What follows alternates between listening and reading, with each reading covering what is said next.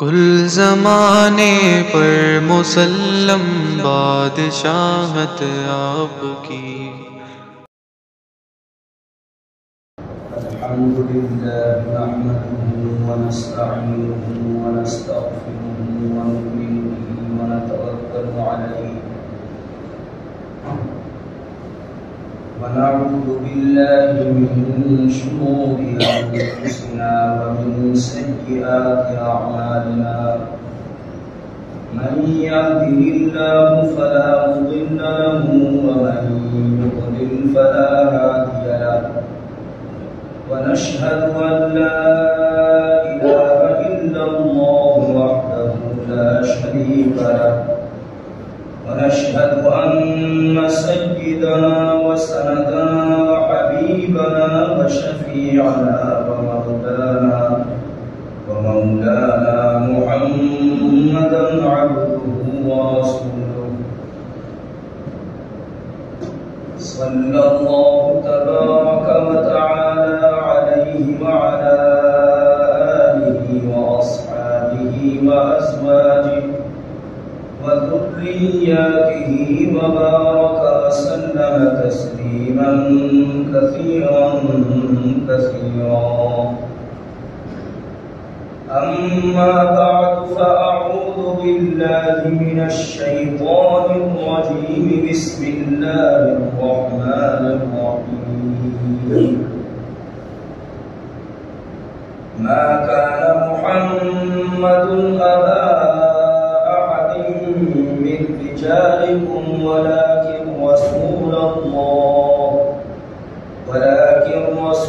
الله وخاتم النبيين وكان الله بكل شيء عليما يا أيها الذين آمنوا اذكروا الله ذكرا كثيرا فسبحوه بكرة وأصيلا هو الذي يصلي عليكم وملائكته ليخرجكم من الظلمات إلى النور وكان بالمؤمنين رحيما تحيتهم يوم يلقونه سلام وأعد لهم أجرا كريما صدق الله مولانا العلي العظيم.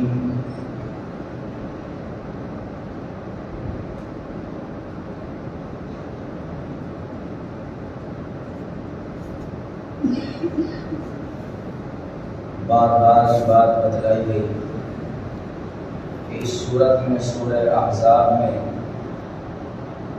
نبی کریم صلی اللہ تعالی علیہ وسلم کی تعظیم، آپ کا احترام اور آپ کو تکلیف پہنچانے کی حرمت کا بیان ہے۔ اسی سلسلے میں حضرت زینب بنت جحش کا واقعہ بیان کیا گیا اور یہ بات اس سے پہلے آئی کہ حضرت زینب بنت جحش رضی اللہ تعالی عنہ سے حضرت زید کے طلاق دینے کے بعد آپ نے نکاح فرمایا تو جیسا کہ امید تھی ایسا ہی ہوا کہ کفار و مشرکین نے طعنے دینے شروع کیے کہ اپنے بیٹے کی بیوی سے نکاح کر لیا، یہ طعنہ دیا۔ اس آیت میں اسی طعنے کا جواب ہے اور پیغمبر علیہ السلام کی جو اس میں ایذا ہوئی، آپ کو تکلیف پہنچی، ظاہر ہے کہ اس کی حرمت کا بیان بخود آ گیا۔ فرمایا اللہ تبارک و تعالی نے کہ زید پیغمبر علیہ السلام کے بیٹے نہیں ہیں، آپ صلی اللہ علیہ وسلم تمہارے مردوں میں سے کسی کے باپ ہے ہی نہیں، تو زید کے بھی باپ نہیں، تو زید آپ کے بیٹے نہیں، جب بیٹے نہیں تو بیٹے کی بیوی سے نکاح کا کیا مطلب؟ اس لیے یہ غلط ہے۔ فرمایا ما کان محمد ابا احد من رجال، یہ آیت کا پہلا ٹکڑا ہے۔ فرمایا محمد تمہارے مردوں میں سے کسی کے باپ نہیں۔ سوال پیدا ہوتا ہے کہ آپ کے یہاں تو اولاد پیدا ہوئی تھی، ایک قول کے مطابق 4 بیٹے اور ایک قول کے مطابق 3 بیٹے آپ صلی اللہ تعالی علیہ وسلم کے یہاں ہوئے ہیں۔ بڑے بیٹے کا نام قاسم، جن کا چند مہینوں کے بعد انتقال ہو گیا تھا، وفات ہو گئی تھی، اور پھر عبداللہ جن کا لقب تھا طیب اور طاہر۔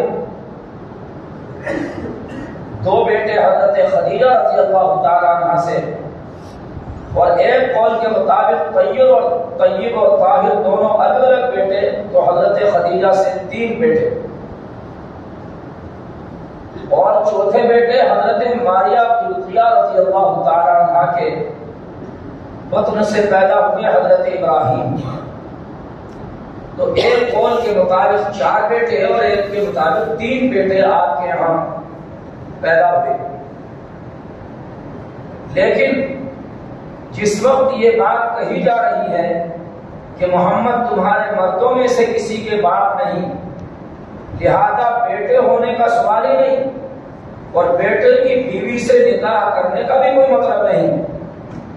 جس وقت یہ بات کہی جا رہی ہے اس وقت میں آپ کے بیٹے فوت ہو چکے ہیں، حضرت قاسم بھی اور حضرت عبداللہ بھی، اور ابراہیم کی یا تو اس وقت وفات ہو گئی یا ابھی پیدا ہی نہیں ہوئے، اور بعد میں وہ پیدا ہوئے ان کے بھی بچپنے میں وفات ہو گئی۔ تو میں نے عرض کیا کہ سوال یہ پیدا ہوتا ہے کہ آپ کے یہاں بیٹے ہوئے ہیں، تو پھر یہ کہنے کا کیا مطلب کہ تمہارے مردوں میں سے کسی کے باپ نہیں محمد صلی اللہ علیہ وسلم؟ تو مفسرین نے اس کا مطلب بیان کیا ہے، اس کا جواب دیا ہے کہ تینوں بیٹے یا چاروں بیٹے آپ کے جو پیدائش ہوئی آپ کے یہاں اور پھر وفات ہو گئی، تو کوئی بھی ان میں سے مرد کی حد کو نہیں پہنچا، پہلے ہی وفات ہو گئی۔ یہاں عربی کا لفظ ہے من رجالکم، تمہارے مردوں میں سے کسی کے باپ نہیں۔ بچے کو مرد نہیں کہا جاتا، عربی میں رجل کے معنی آتے ہیں بالغ مرد، اور آپ کے بیٹوں میں سے کوئی بلوغت کے حد کو نہیں پہنچا۔ چند مہینے، کوئی 5 مہینے 8 مہینے زندہ رہا، کوئی اس کے آس پاس ہی وفات ہو گئی، تو کوئی بھی بیٹا آپ کا بیٹا رجولیت کی حد کو نہیں پہنچا، مرد کی حد کو نہیں پہنچا، پہلے ہی وفات ہو گئی۔ اس لیے یہ کہنا بالکل اپنی جگہ پر حق ہے، صحیح ہے کہ محمد تمہارے مردوں میں سے کسی کے باپ نہیں۔ پھر پیغمبر علیہ السلام کے بارے میں بعض لوگوں نے خاص طور پر عاص ابن وائل کا نام آتا ہے، اس نے آپ صلی اللہ تعالی علیہ وسلم کے جب بیٹے قاسم ان کی وفات ہوئی، یا آپ کے دوسرے بیٹے عبداللہ وغیرہ کی جب وفات ہوئی، تو کسی نے یوں کہا، خاص طور پر نام آتا ہے عاص بن وائل کا، کہ جب اس کے سامنے محمد صلی اللہ علیہ وسلم کا ذکر آیا تو کہنے لگا کہ ارے چھوڑو ان کا ذکر، ان کا وہ تو ابتر ہیں، ابتر کے معنی آتے ہیں مقطوع النسل، کہ جن کی نسل نہ چلے، ان کے بعد ظاہر ہے کہ بیٹا نام لینے والا ہوتا ہے، باپ کے نام کو زندہ رکھنے والا ہوتا ہے، باپ کا نام زندہ رہتا ہے اولاد سے، باپ کے کاموں کو آگے بڑھاتی ہے اولاد، اگر لائق اولاد ہے تو باپ کے نام کو زندہ بھی رکھتی ہے، باپ کے کاموں کو آگے بھی بڑھاتی ہے، باپ کے مشن کی تکمیل کرتی ہے اولاد۔ تو اس لیے بعض کفار و مشرکین نے یہ بات کہی کہ چھوڑو ان کا ذکر، وہ تو ابتر ہے، ان کا نام لینے والا ان کے پیچھے کوئی نہیں ہے، ان کے بیٹوں کی تو وفات ہو گئی۔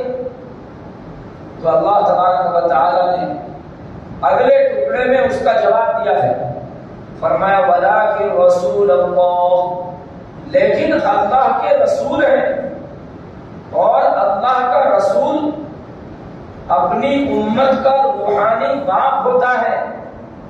اگرچہ آپ کا نسبی اور صلبی لڑکا کوئی موجود نہیں، انتقال کر گیا، مگر روحانی اولاد تو ساری دنیا موجود ہے۔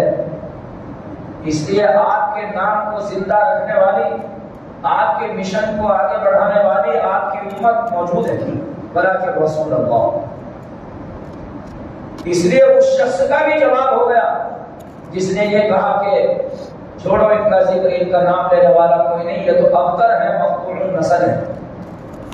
قرآن کریم کی ایک پوری سورت چھوٹی سی نازل ہوئی اسی واقعے میں، سورہ کوثر، اِنَّا أَعْطَيْنَاكَ الْكَوْثَرَ فَصَلِّ لِرَبِّكَ وَانْحَرْ إِنَّ شَانِئَكَ هُوَ الْأَبْتَرُ۔ اللہ تعالیٰ نے آپ صلی اللہ تعالیٰ علیہ وسلم کو اس میں تسلی دی کہ ان کی باتوں سے آپ گھبرائیے نہیں کہ یہ آپ کو مقطوع النسل کہہ رہے ہیں، ہم نے آپ کو خیر کثیر عطا کی، خیر کثیر کہ آپ کا مشن آپ کے بعد زندہ رہے گا، آپ کے دین کو بقا اور ترقی حاصل ہوگی۔ اور اس کے علاوہ بھی اور کوثر کی تفسیریں ہیں، مثال کے طور پر حوض کوثر سے بھی اس کی تفسیر کی گئی ہے کہ ہم نے حوض کوثر آپ کو عطا کیا، جس کے بارے میں حدیث شریف میں آتا ہے کہ اس کے پیالے آسمان کے ستاروں کے برابر ہیں، اور اس پر پینے والے آئیں گے۔ پیغمبر علیہ الصلوۃ والسلام اپنے دست مبارک سے جام کوثر عطا فرمائیں گے۔ ایک ہے نہر کوثر، ایک ہے حوض کوثر۔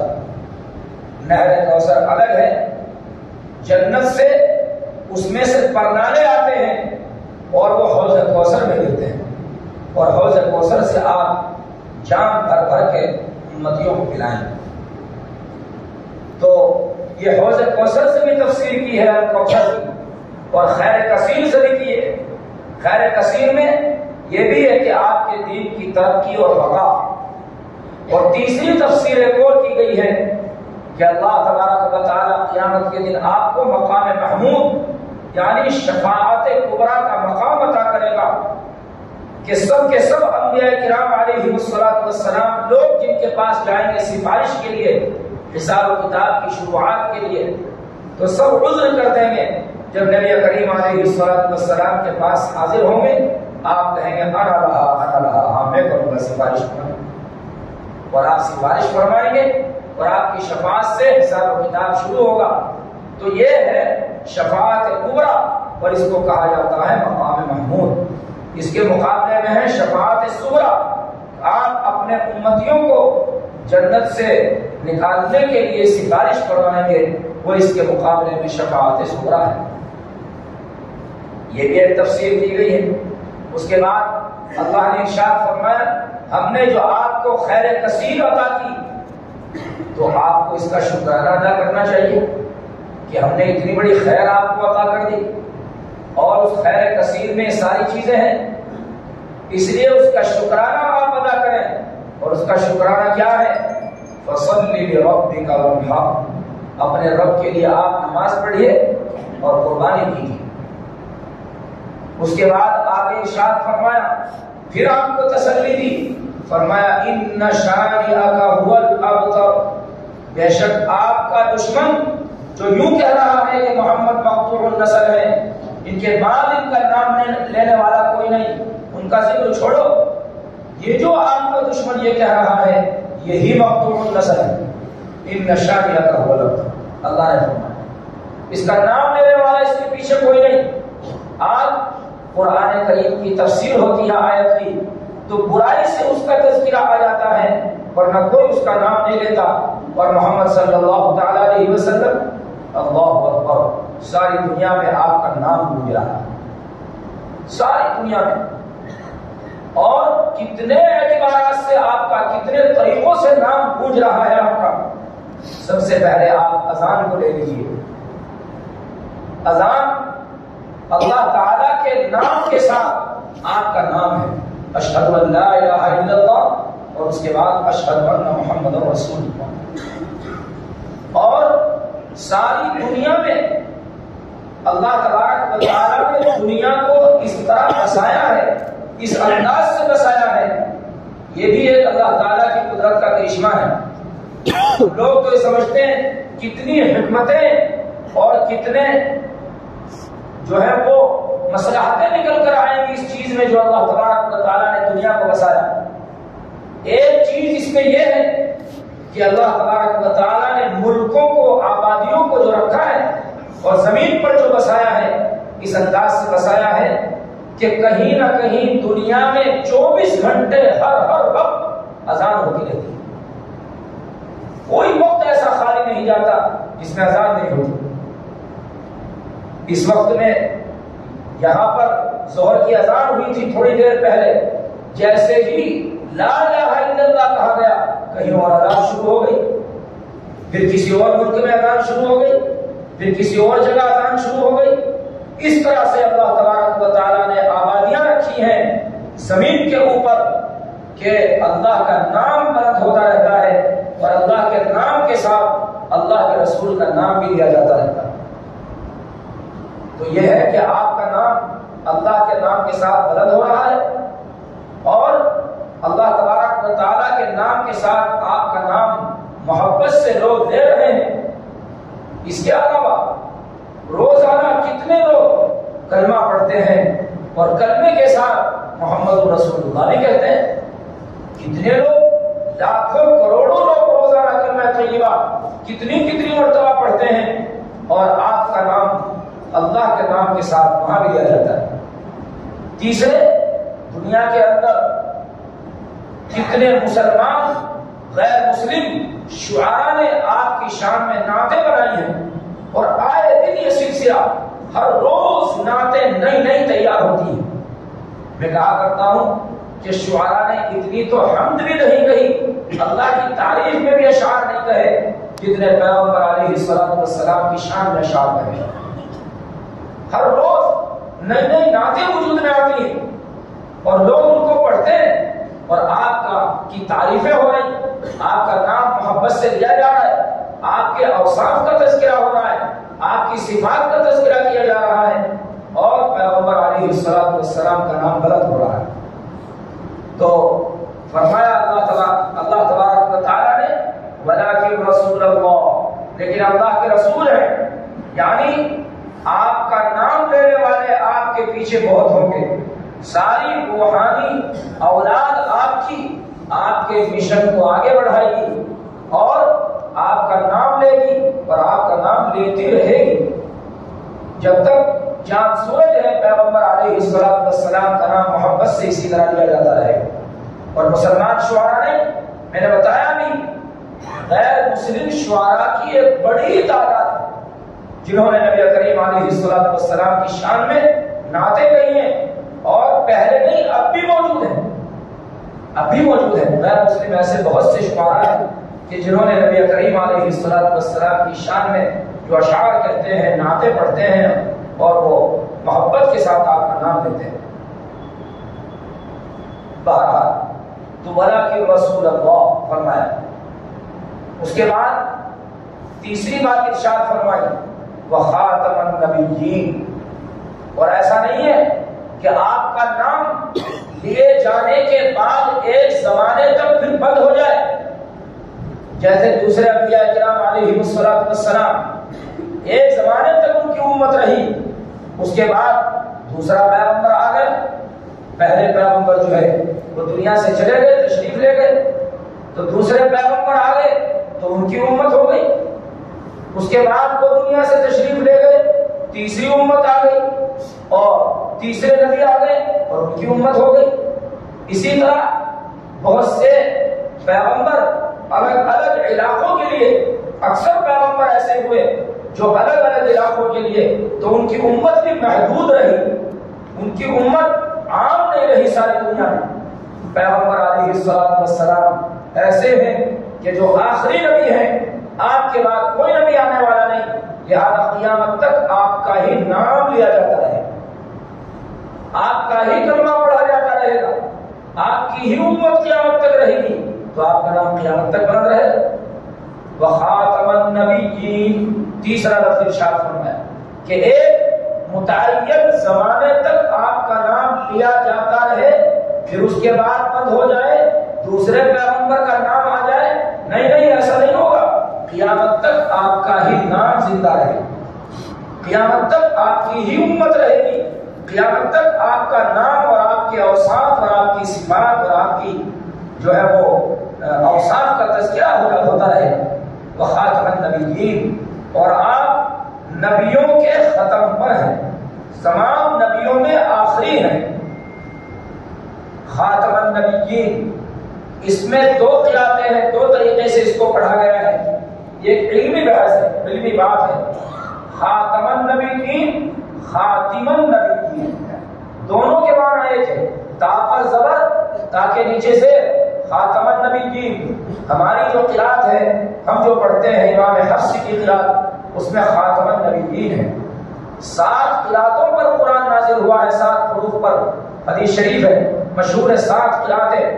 تو ان میں سے یہاں پر ایک قراءت اور ہے خاتم النبیین، جیسے مالک یوم الدین اور ملک یوم الدین دونوں قراءتیں ہیں.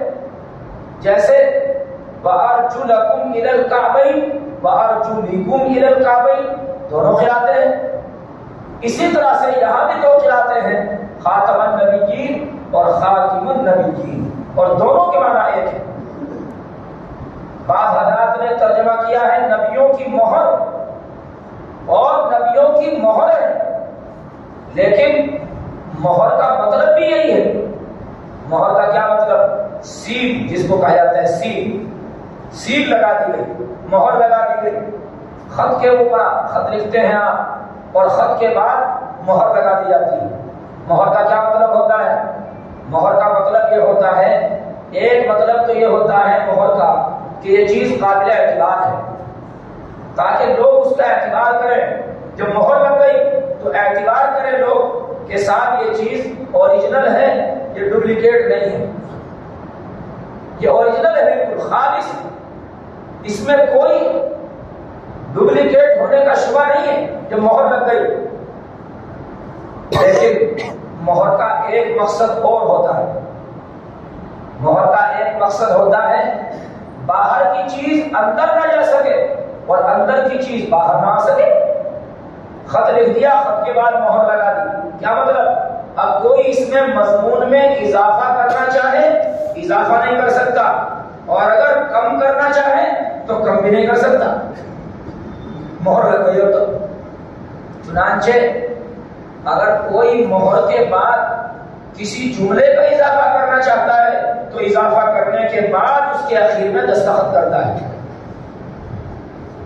اسی طرح سے اگر 1 سال کے بعد کسی تصدیق کو دوسرے سال کے لیے جاری کرنا ہوتا ہے تو لکھ کر اس کے بعد پھر دوبارہ اس کے نیچے مہر لگائی جاتی ہے.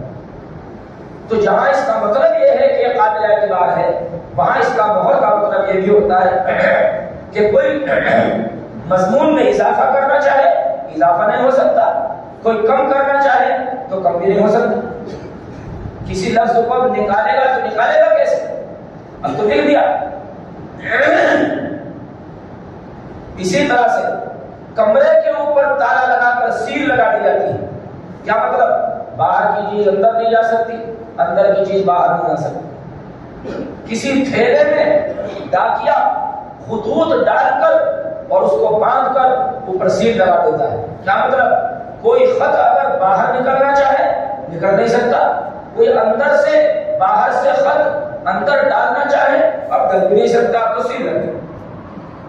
یہ مطلب ہوتا ہے سیل کا، یہ مطلب ہوتا ہے مہر کا۔ خاتم النبیین، آپ نبیوں کی سیل ہیں۔ کوئی پیغمبر باہر نکلنا چاہے نہیں نکل سکتا، سارے پیغمبروں پر مہر لگ گئی، اور کوئی کم وقت اندر گھسنا چاہے نہ لائے تو گھس بھی نہیں سکتا۔ اب کوئی یوں کہنا چاہے کہ میں اللہ کا نبی ہوں، میں پیغمبر ہوں، اس زمانے میں کوئی دعویٰ کرے نہ لائے تو اس کی بات نہیں سنی جائے گی۔ نبیوں پر سیل لگ گئی، نبیوں کے سلسلے پر مہر لگ چکی ہے، کوئی اندر سے باہر نہیں نکل سکتا، وہ کیوں نکلے گا؟ اور کوئی باہر سے اندر بھی نہیں گھس سکتا کہ صاحب میں اللہ کا نبی ہوں۔ یہ مطلب ہے خاتم النبیین کا۔ اگر اس کے معنی مہر کے کیے جائے اور ایک معنی وہی نبیوں میں آخر النبیین، نبیوں میں آپ آخری نبی ہیں، آپ کے بعد کوئی نبی آنے والا نہیں، یہ دو معنی ہیں، نبیوں کی مہر اور نبیوں یعنی نبیوں کی سیل، اور ایک نبیوں میں آخری نبی، دونوں معنی اس کے کیے گئے، دونوں معنی کی شکل میں یہ مطلب ہے جو میں نے بتایا۔ نبی کریم صلی اللہ تعالی علیہ وسلم نے ارشاد فرمایا، میری مثال اور دوسرے پیغمبروں کی مثال ایسی ہے جیسے ایک محل ہو، کسی شخص نے محل بنایا، محل بنا کر آخر میں ایک اینٹ کی جگہ چھوڑ دی گئی، لوگ اس کے ارد گرد چکر کاٹ رہے ہیں، اس کی تعریف کر رہے ہیں، اتنا شاندار محل ہے، کاش کے ایک اینٹ یہاں بھی ہوتی، ایک اینٹ کی کمی ہے۔ فرماتے ہیں انا الذین، وہ اینٹ میں ہوں جس نے نبوت کا محل جو ہے اس محل کی تکمیل کر دی، وہ اینٹ میں وہ رکھی گئی اینٹ، گویا میں ہوں وہ اینٹ، گویا نبوت کو پیغمبر علیہ السلام نے سلسلہ نبوت کو ایک محل سے تشبیہ دی۔ نبی آتے گئے اور وہ قصر، وہ محل، اینٹیں لگتی گئی، جڑتی گئی، اخیر میں ایک اینٹ کی جگہ باقی رہ گئی، وہ میں ہوں۔ فرمایا اب نبوت کا محل مکمل ہو گیا، اب میرے بعد جب اینٹ کی جگہ ہی نہیں ہے تو کہاں سے نبی آئے؟ اب تو اینٹ کی جگہ باقی نہیں رہی، آپ نے خود ارشاد کیا یہ بات۔ ایک اور حدیث شریف ہے، آپ صلی اللہ تعالی علیہ وسلم نے فرمایا، انا سیکون فی امتی 30 کذابون، میری امت میں 30 بڑے بڑے جھوٹے پیدا ہوں گے، 30 بڑے بڑے جھوٹے۔ یعنی کیا مطلب اس کا مطلب یہ ہے چھوٹے چھوٹے برساتی مینڈکوں کی طرح تو بہت ہوں گے، جیسے برسات میں مینڈک نکلتے ہیں جب بارشیں ہوتی ہیں، تو ایسے تو بے شمار ہوں گے، بڑے بڑے 30 ہوں گے جن کی جماعت بنے گی، ایسے 30 بڑے بڑے جھوٹے پیدا ہوں گے، ہر ایک ان میں سے دعویٰ کرے گا کہ میں اللہ کا نبی ہوں۔ فرمایا انا خاتم النبیین لا نبی بعدی، لیکن میں تمام نبیوں میں سب سے آخری نبی ہوں، میرے بعد کوئی نبی نہیں، لا نبی بعدی، آپ نے فرمایا۔ چنانچہ پیغمبر علیہ السلام کے زمانے میں ہی 2 جھوٹے پیدا ہوئے، آپ موجود ہیں، آپ دنیا میں تشریف رکھتے ہیں، 2 جھوٹے پیدا ہو گئے۔ حدیث شریف میں آتا ہے حضور اکرم صلی اللہ تعالی علیہ وسلم نے ایک خواب بیان کیا، اپنا ترمذی شریف میں حدیث ہے۔ کیا خواب؟ آپ نے خواب دیکھا کہ آپ کے ہاتھوں میں 2 کنگن ہیں، دونوں ہاتھوں میں کنگن، سونے کے کنگن۔ حدیث شریف میں ہے کہ آپ کو وہ بھاری معلوم ہوئے، نیند میں سونے کے کنگن مردوں کے ہاتھ میں، وہ تو جنت میں ہوں گے، دنیا کے اندر نہیں، دنیا کے اندر تو سونا مردوں کے لیے حرام ہے۔ تو آپ نے ارشاد فرمایا کہ سونے کے کنگن میں نے دیکھے اپنے ہاتھوں میں، مجھے بھاری معلوم ہوئے، تو جبرائیل علیہ السلام تشریف لائے اور میرے سے فرمایا کہ آپ کو بھاری معلوم ہو رہے کہ جی ہاں، کن پر جھونک ماری؟ تو میں نے ان پر جھونک ماری دونوں پر، تو وہ دونوں اڑ گئے۔ کیا مطلب نکلا؟ صحابہ کرام نے پوچھا یا رسول اللہ آپ نے اس کی کیا تعبیر لی؟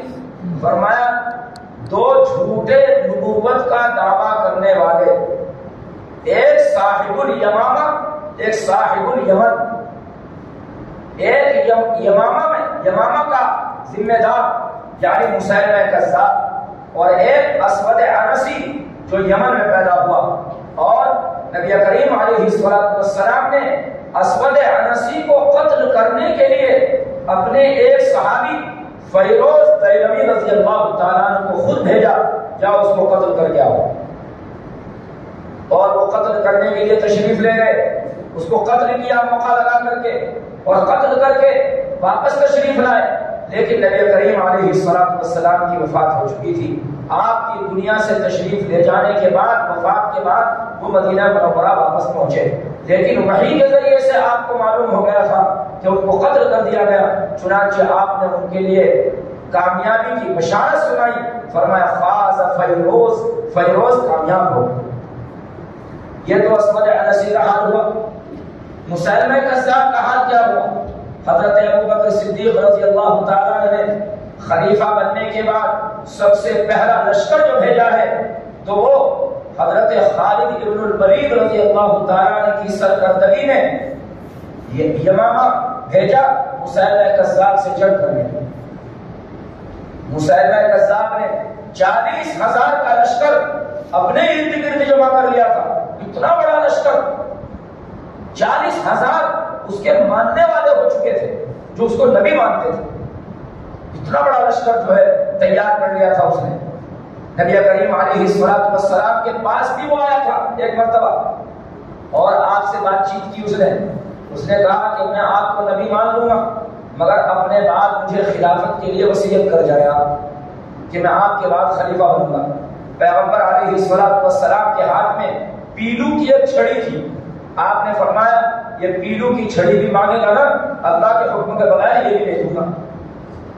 خلافت تو بہت دور کی بات ہے، یہ پیلو کی حقیر سی چھڑی اللہ کے حکم کے بغیر یہ بھی میں تجھے نہیں دے سکتا۔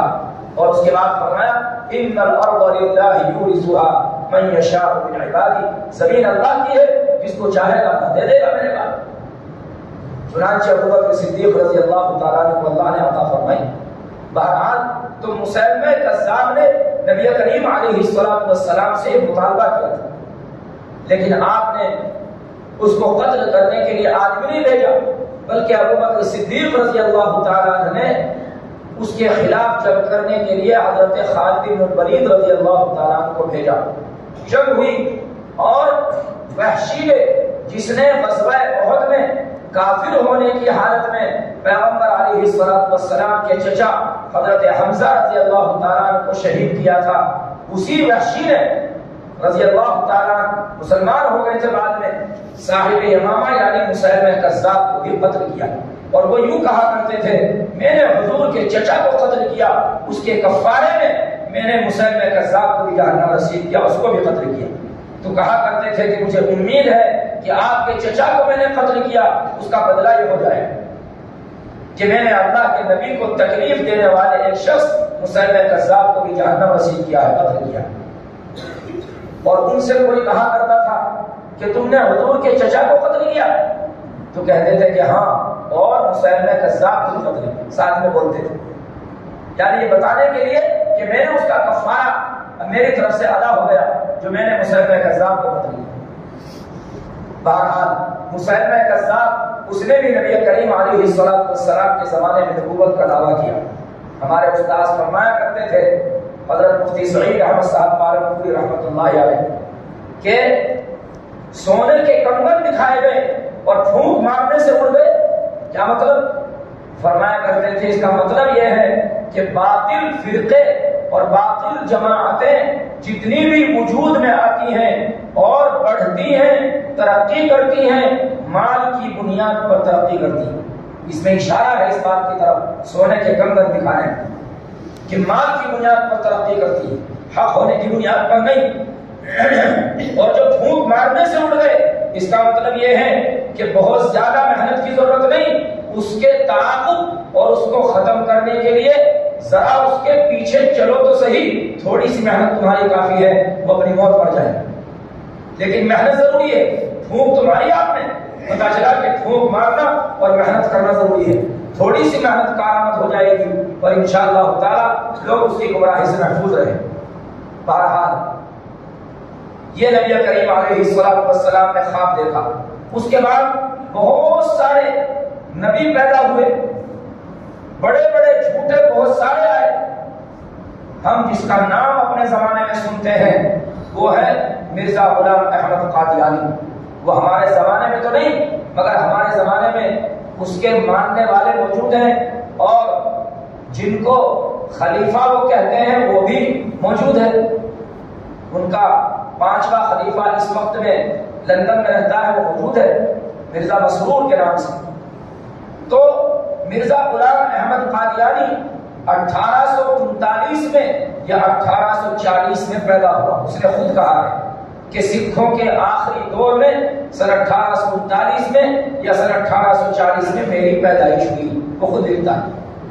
اور 1900 میں اس نے نبوت کا دعویٰ کیا. اس سے پہلے اس نے بہت دعوے کیے. کبھی مہدی ہونے کا دعویٰ کرتا تھا، کبھی عیسیٰ ہونے کا دعویٰ کرتا تھا. عجیب و غریب بات یہ ہے کہ عیسیٰ ہونے کا اس نے دعویٰ کیا کہ میں عیسیٰ ہوں. اور عیسیٰ علیہ السلام وہ کہا کرتا تھا کہ مسیح موعود کہ جن کو آسمان سے اترنے کا جن کا وعدہ کیا گیا ہے وہ میں ہوں مسیح. تو کسی نے کہا کہ جناب حضرت عیسیٰ علیہ السلام تو 2 پیلی چادر اوڑھے ہوئے دمشق کے مشرقی کنارے پر ایک منارے پر اترے گے، سفید منارہ. وہ منارہ آج بھی موجود ہے دمشق میں، ہزاروں سال سے موجود ہے اور سفید پتھروں کا ہے. البتہ وہ زمانے کی درازی کی وجہ سے ہلکا ہلکا پیلا پڑ گیا ہے. لکھا ہے کتابوں میں کہ وہ منارہ اب تک موجود ہے اور اسی منارے پر عیسیٰ علیہ السلام اترے گے. بہرحال وہ منارہ موجود ہے. تو اس سے کسی نے کہا کہ 2 چادریں اوڑھے ہوئے اتریں گے، پیلی چادر، زرد چادریں. بین محروزتین حدیث شریف میں آتا ہے کہ 2 زرد چادریں اوڑھے ہوئے اتریں گے، فرشتوں کے پروں پر ہاتھ رکھے ہوئے منارے پر اتر جائیں گے. اس کے بعد لوگ انتظار میں ہوں گے تو سیڑھی لگا کر منارے پر پھر وہاں سے ان کو اتارا جائے گا اور سیڑھی کے ذریعے سے اتریں گے. تو تیرے اوپر 2 سفید چادریں، 2 زرد چادریں کہاں ہیں؟ تو کہنے لگا زرد چادروں سے مراد حقیقتاً چادریں نہیں. ایسی بیوقوف اس کی بہت ہے، ایسے پاگل پنے کی چیزیں اس کی بہت ساری ہیں. اس نے کہا اس کی 2 چادریں حقیقت میں چادریں مراد نہیں ہیں بلکہ مجھے 2 بیماری ہیں. چادروں سے مراد وہ 2 بیماریاں ہیں. ایک مجھے ہسٹریا کا دورہ پڑتا ہے اور ایک مجھے پیشاب کے قطرے ٹپکنے کا مرض ہے. یہ 2 مرض مجھے ہیں. 2 چادروں سے مراد یہی ہے. یار مسیح عیسیٰ تو میں ہوں. پھر اس سے سوال کر لیا کسی نے، پاگل تو تھا ہی، ہسٹریا کا دورہ پڑتا تھا تو کبھی کچھ بھونکتا تھا کبھی کچھ بھونکتا تھا. چنانچہ اس سے کسی نے کہا کہ وہ تو میں یہ الفاظ اس لیے بول رہا ہوں، مجھے شبہ ہوا کہ شاید آپ یہ کہیں گے کہ اس طرح کے الفاظ بول رہا ہے، نالائق، کمبخت بول رہا ہے اور بھونکنا بول رہا ہے. ہاں، نبی کریم علیہ السلام کی نبوت پر جو حملہ کرے اب اس سے بھی زیادہ سخت اس کے لیے بولنے لگا، اس سے بھی زیادہ سخت بولے. اسی لیے میں بار بار کہہ رہا ہوں جہنم رسید، جہنم میں پہنچا. حالانکہ کسی کو کسی کے بارے میں یہ اختیار نہیں ہے. جن کا قرآن و حدیث میں تذکرہ آیا ہے کہ وہ جہنمی ہیں، ان کے علاوہ کسی کے بارے میں یہ اختیار نہیں کہ فیصلہ کرے کہ کون جہنم میں گیا اور کون جنت میں گیا.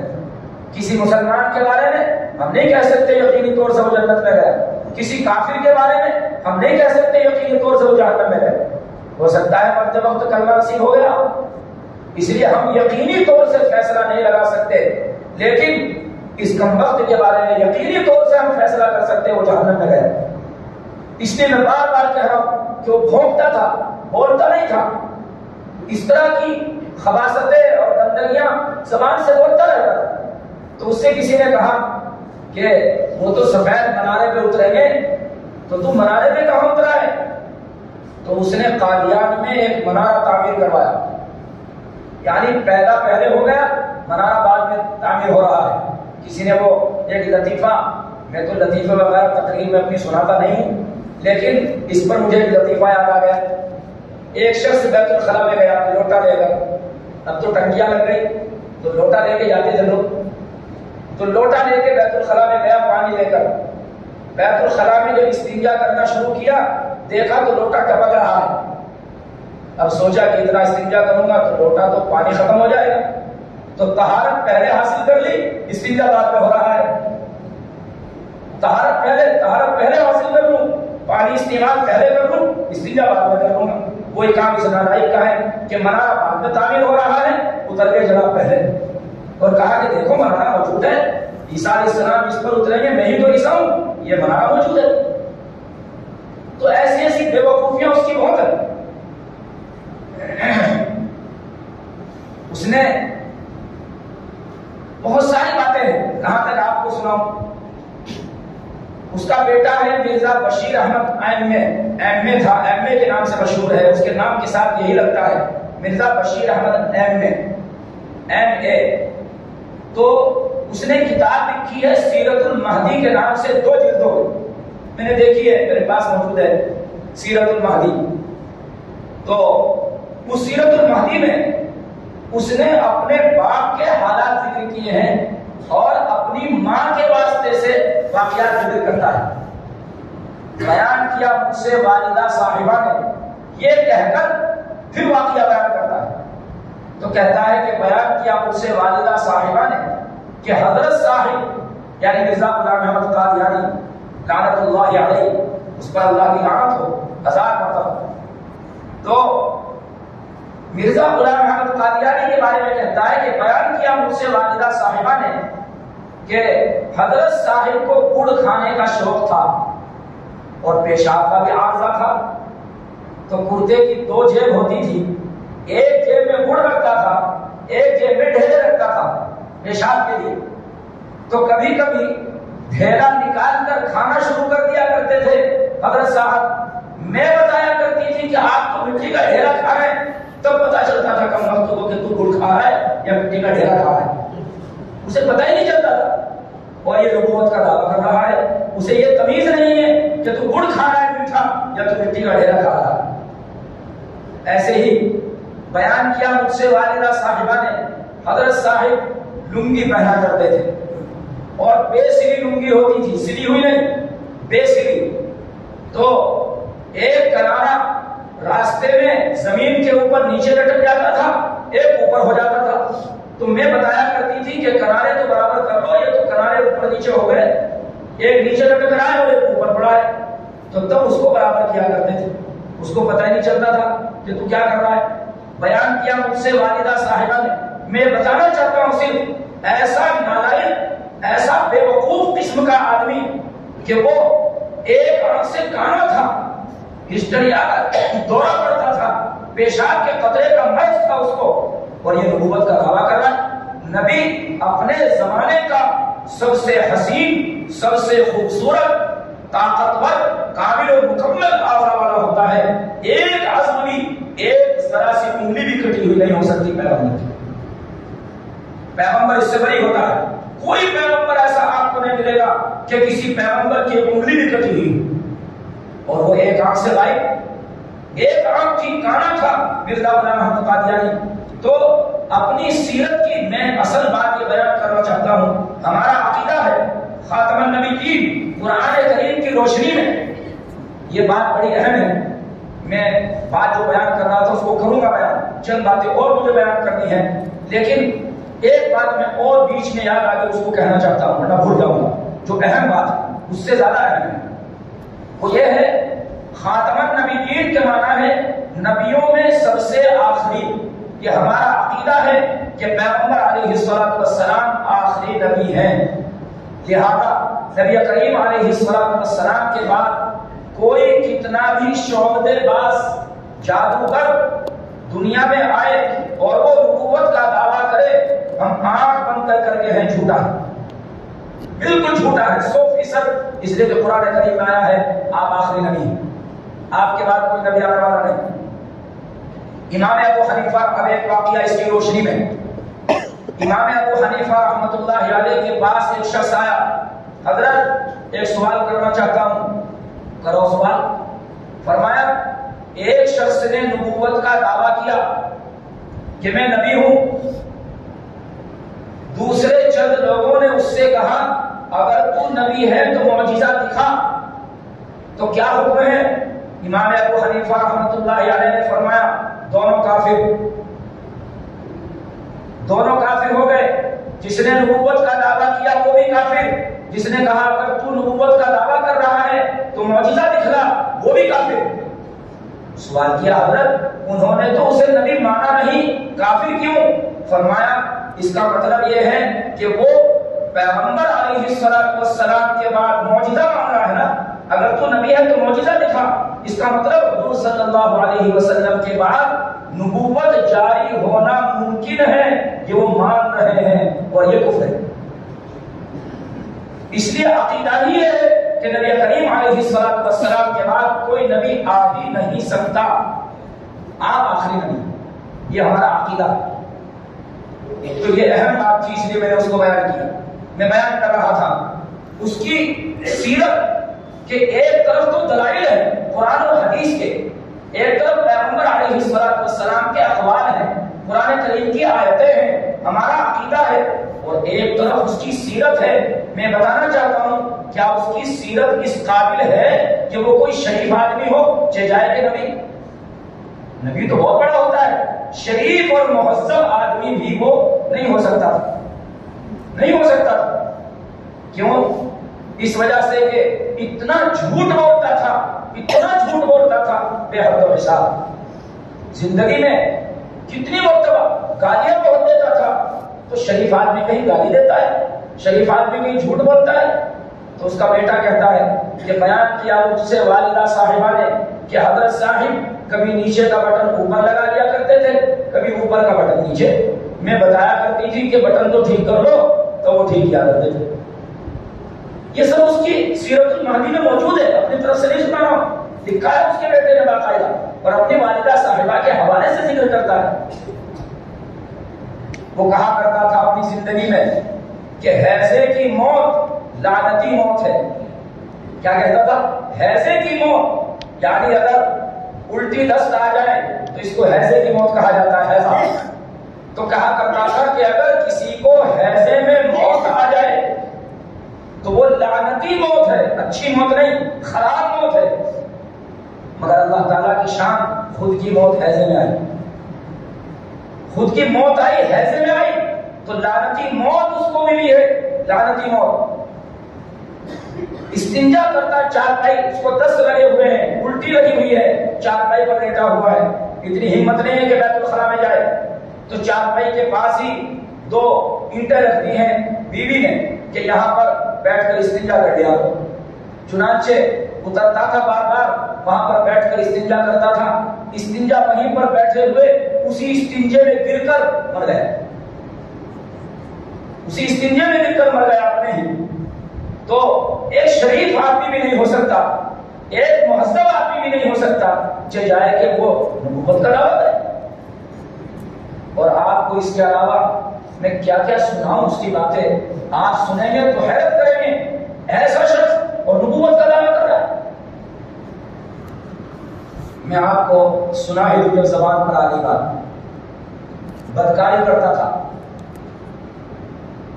کرتا تھا اور اس کے مرید سے کتاب میں موجود ہے، اپنی طرف سے نہیں کہہ رہا ہوں کہ سنی سنائی بات کہیں سے ہے، یہ کتاب میں باقاعدہ لکھا ہے اس کے حالات میں کہ بدکاری کرتا تھا.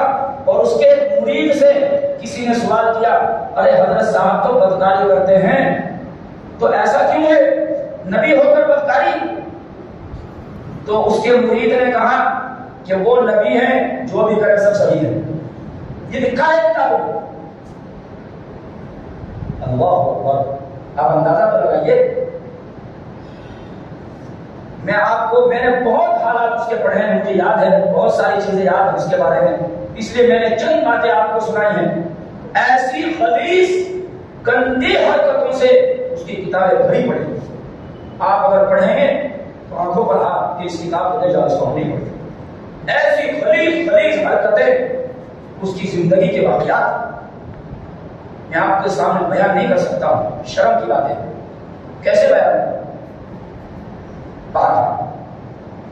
مرزا غلام احمد قادیانی، اس نے 1900 میں نبوت کا دعویٰ کیا تھا اور 1908 میں وہ جہنم رسید ہو گئے۔ اللہ کی اس پر لعنت۔ پیغمبر علیہ السلام کو بہت تکلیف دی۔ میں آپ کو بتاؤں کیوں کہہ رہا ہوں یہ بات؟ علامہ انور شاہ کشمیری رحمۃ اللہ علیہ فرمایا کرتے تھے جو کوئی مرزا غلام احمد قادیانی کی کا تعاقب کرے اور نبی کریم علیہ السلام کی عزت کی اس سے حفاظت کرے، میں اس کے لیے جنت کی گارنٹی لیتا ہوں۔ یہ فرمایا کرتے تھے میں اس کے لیے جنت کی گارنٹی لیتا ہوں، میں اس کو جنت میں داخل اپنے ساتھ لے کے جاؤں گا۔ جو آدمی مرزا غلام احمد قادیانی کی کو جو ہے وہ نبی کریم علیہ السلام کا دفاع کرے اور اس کی نبوت کو غلط ثابت کرے تو میں اس کو اپنے ساتھ جنت میں لے کے جاؤں گا، یہ فرمایا۔ اس طرح کی بہت ساری پیشین گوئیاں ہیں۔ بڑے بڑے اولیاء اللہ جنہوں نے مرزا غلام احمد قادیانی کا دفاع کیا، نبی کریم علیہ السلام کا دفاع کیا اور مرزا غلام احمد قادیانی کے گویا دلائل کا تعاقب کیا۔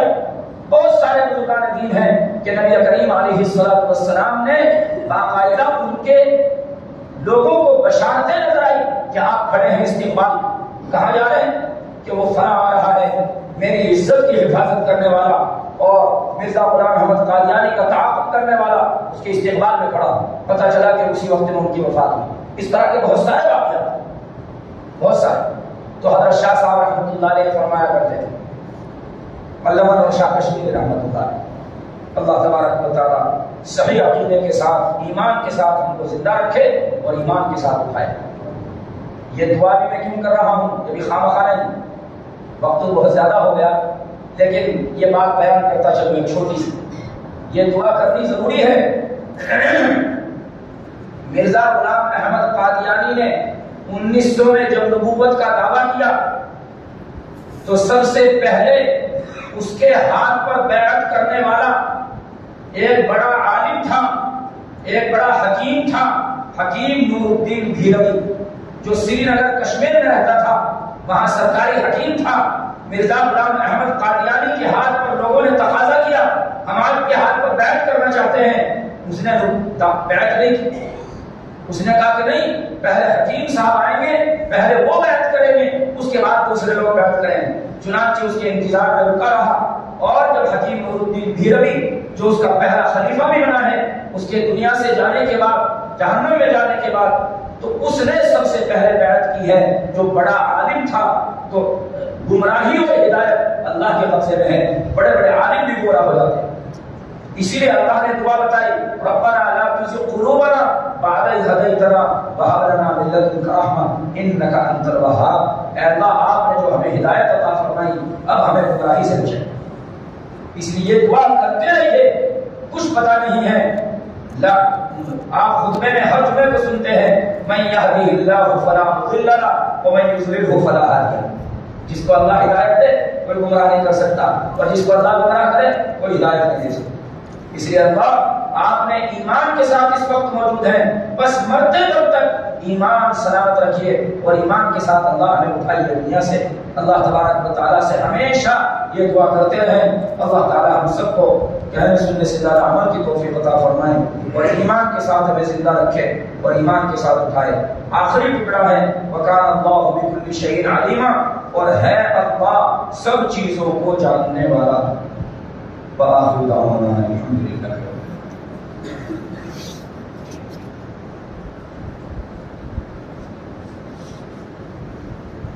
الحمد لله رب العالمين، اللهم لا نحصي ثناء عليك أنت كما أثنيت على نفسك، فلله الحمد رب السماوات ورب الأرض رب العالمين، وله الكبرياء في السماوات والأرض وهو العزيز الحكيم۔ الله لا إله إلا هو الحي القيوم وعنت الوجوه للحي القيوم، يا أحد الصمد الذي لم يلد ولم يولد ولم يكن له كفوا أحد، اللهم لك الحمد ولك الشكر، اللهم صل على سيدنا محمد وعلى آل سيدنا محمد وبارك وسلم، اللهم صل على سيدنا محمد وعلى آل سيدنا محمد وبارك وسلم، اللهم صل على سيدنا محمد وعلى آل سيدنا محمد وبارك وسلم. ربنا آتنا في الدنيا حسنة وفي الآخرة حسنة وقنا عذاب النار وقنا عذاب القبر وقنا عذاب الحشر وقنا عذاب الدين وقنا عذاب جهنم وقنا عذاب الدنيا والآخرة. ربنا لا تزغ قلوبنا بعد إذ هديتنا وهب لنا من لدنك رحمة إنك أنت الوهاب. ربنا لا تزغ قلوبنا بعد إذ هديتنا وهب لنا من لدنك رحمة إنك أنت الوهاب. ربنا لا تزغ قلوبنا بعد إذ هديتنا وهب لنا من لدنك رحمة إنك أنت الوهاب. ربنا هب لنا من أزواجنا وذرياتنا قرة أعين واجعلنا للمتقين إماما. الہ العالمین ہم سب کو ہدایت پر قائم دائم رکھیے. الہ العالمین ہدایت کے بعد گمراہی سے بچائیے. اے اللہ ہدایت کے بعد گمراہی سے بچائیے. اے اللہ ہدایت کے بعد گمراہی سے بچائیے. مرتے دم تک ایمان کو سلامت رکھیے. اے اللہ مرتے دم تک ایمان کو سلامت رکھیے. ایمان کے ساتھ ہی زندہ رکھیے اور ایمان کے ساتھ ہی دنیا سے اٹھائیے. اے اللہ ہدایت کے بعد گمراہی سے بچائیے. عافیت کے بعد تکلیفوں اور مصیبتوں سے بچائیے. الہ العالمین راحت و آرام کے بعد اے اللہ پریشانیوں سے اور مشکلات سے بچائیے. اے اللہ اپنی رضا عطا فرمائیے, اپنی خوشنودی عطا فرمائیے. اے اللہ الہ العالمین دنیا کی تمام تکلیفوں سے, آخرت کی بھی تکلیفوں سے اے اللہ موت کی تکلیفوں اور سختیوں سے اے اللہ ہم سب کی حفاظت فرمائیے. الہ العالمین مسیح دجال کے فتنے سے حفاظت فرمائیے. موت زندگی کے فتنے سے بچائیے. اے اللہ موت زندگی کے فتنے سے بچائیے. قبر کے فتنے سے بچائیے. اے اللہ موت کے فتنے سے بچائیے. الہ العالمین قبر کے فتنے سے بچائیے. اے اللہ میدان محشر کی رسوائیوں اور ذلتوں سے بچائیے. الہ العالمین اے اللہ اپنے عذاب سے, اپنے غصے سے, اپنے غضب سے ہم سب کی حفاظت فرما. اپنی رضا اور خوشنودی عطا فرما. اپنی نصرت, معیت اور محبت عطا فرما. اپنی معرفت کا نور ہم سب کے دلوں میں پیدا فرما. اپنی معرفت کا نور عطا فرما. اے اللہ الہ العالمین ہم بہت گنہگار ہیں. اے اللہ سر سے پاؤں تک گناہوں میں ڈوبے ہیں. آپ کے نہایت حقیر اور ذلیل اور روسیہ ذلیل بنتے ہیں. اے اللہ ہم سب کی زندگیوں کو دور فرما. اے اللہ ہم سب کے گناہوں کو معاف فرما. ہم سب کے ایک گناہ پر معافی کا قدم پھیر دے. اے اللہ یقیناً آپ کتنے اکرم الاکرمین ہیں اور ارحم الراحمین ہیں کہ آپ نے ہمیں گندے ہونے کے باوجود, اتنے حقیر اور ذلیل ہونے کے باوجود کتنی نعمتوں سے آپ نے نواز رکھا ہے. اے اللہ رات دن آپ کی نعمتیں اے اللہ بارش کی طرح برس رہی ہیں, پھر بھی ہم اے اللہ آپ سے دور ہو رہے ہیں. اے اللہ آپ کی نافرمانی کرتے رہتے ہیں, گناہ کرتے رہتے ہیں. الہ العالمین اے اللہ ہمیں گناہوں سے بچا لیجیے. ہمارے گناہوں کو معاف فرمائیے, نافرمانیوں کو معاف فرمائیے. اے اللہ جب تک زندہ رہے اسلام کی زندگی عطا فرما. جب موت آئے ایمان پر خاتمہ نصیب فرما. اے اللہ جو بھائی دعاؤں کے لیے کہتے رہتے ہیں یا امید رکھتے ہیں اے اللہ یا ان کا ہم پر حق ہے. اے اللہ جو بھی حاضرین ہیں اے اللہ سب کی جائز مرادوں کو پورا فرما, سب کی جائز تمناؤں کو پورا فرما, سب کو بے حد قبول فرما, پیارے سننے والوں کو قبول فرما. اے اللہ آپ کے پاک کلام کی مجلس ہے اے اللہ اس کو بے حد قبول فرما. اس کو ہماری مغفرت کا ذریعہ بنا, دنیا و آخرت میں عافیت کا ذریعہ بنا. نبی پاک صلی اللہ تعالی علیہ وسلم کی لیکن سنت کو زندہ کرنے کی توفیق عطا فرما. اے اللہ آپ کی محبت عطا فرما. صحابہ کرام کے نقش قدم پر چلنے کی توفیق عطا فرما. ان کی محبت اور اپنے اولیاء اللہ کی محبت ہمارے دلوں میں پیدا فرما. ربنا تقبل منا انك انت السميع العليم وتب علينا انك انت التواب الرحيم. وصلى الله تعالى وسلم على خير خلقه محمد وعلى اله وصحبه وازواجه وذرياته واهل بيته وصحبه اجمعين برحمتك يا ارحم